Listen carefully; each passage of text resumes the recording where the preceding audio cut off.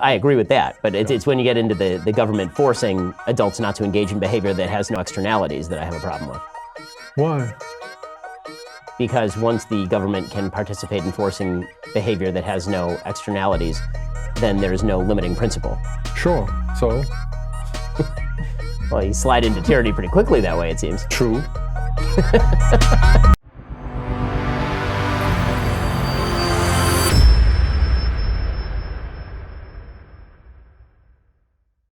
Why do you think it is that so many scientists have put themselves in the service of what appear to be overtly anti-rational, anti-science positions? To take the perfect example, the rejection of the gender binary, the suggestion that a man can become a woman can become a man, that everybody exists on a gender spectrum, that gender is entirely disconnected from biology. All of these premises are on their face logically self-defeating. They contradict each other in a variety of ways. They do not hold together as a cohesive whole.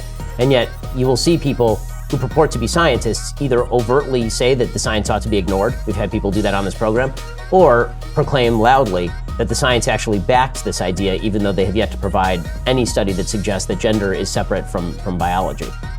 They're idiots. That's my explanation. And that's a remarkably widespread, successful explanation, isn't it? There's a wonderful proverb in German, gegen die Dummheit kämpfen selbst Götter vergeblich, which means against stupidity, even the gods are helpless. Is there anything that you would reject in that rebuttal? I mean, just to take the devil's advocate view, I guess that the most humane devil's advocate view would be, if they have no other solution for whatever gender dysphoria they are suffering with, my sort of libertarian sensibility suggests you're an adult, do what you want. If that's the best solution for you to live your life, according to you, have at it. But you seem to object to that. Oh, completely. I share none of your libertarian persuasions in that regard. I think society has a duty to enforce certain taboos. In certain respects, the health of the whole demands, in many respects, the fact that certain individuals cannot satisfy all of their desires. It's very unhappy, but we're all in that position. We all obey the rules of society in some respect or other. Somebody who has a tremendous desire to wear women's clothing, that's fine. We used to call it transvestism. Nobody really objects to a man who wants to wear a dress every now and then. The question is the justification in society itself has now reached a transcendental stage where metaphysical issues are put into play. It's not that certain men would like to wear dresses.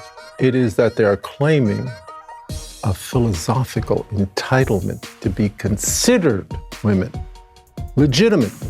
No, I agree with that. I mean, the change of the You've given up your metaphysical libertarian principles so quickly? No, because libertarianism to me has to do much more with the government intervention or the idea that I'm going to control the behavior. So you sound libertarian when it comes to, men can wear dresses. Sure. Again, that's about as far as I go. Right. I'm just saying that they're not women. So I think we may agree on that. Yeah. It's the idea that you were proposing before that, would you be in favor of government stepping in and preventing transgender surgery for adults? At once. See, this is where we have a distinction. I would not. And I don't think any physician who values the Hippocratic Oath should participate. Well, I agree with that, but it's when you get into the government forcing adults not to engage in behavior that has no externalities that I have a problem with. Why? Because once the government can participate in forcing behavior that has no externalities, then there's no limiting principle. Sure, so? Well, you slide into tyranny pretty quickly that way, it seems. True. But you haven't given me an argument yet. I mean, I understand the sentiment, but I don't think there's a serious argument behind the sentiment yet. But the point is, it need not be a government decision, but a social decision.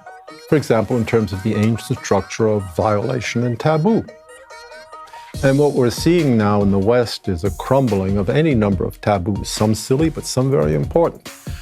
We talked about transgender issue, but equally interesting and very little discussed is, for example, the ancient taboo against tattooing, which I find fascinating. I mean, there are people now covered from head to foot in tattoos and flaunting them proudly. And I must be the only person left in the Western world who remembered when that was a class marker and it wasn't considered a commendable class marker. Only primitives who repaired automobiles wore tattoos. Now it's a sign of a certain kind of social refinement, which is very interesting. You see the taboo crumbling. That's not terribly important. Who cares if women are covered from head to foot in tattoos? You don't have to get near them if you don't want.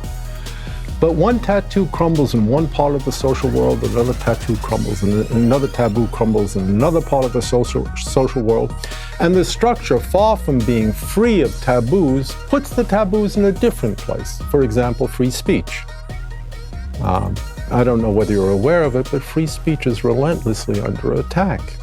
I see that you are aware of it. Well, the ancient taboo that you have no right to impede someone's free expression of his or her own ideas, that's now crumbling in the name of a defense against hate speech.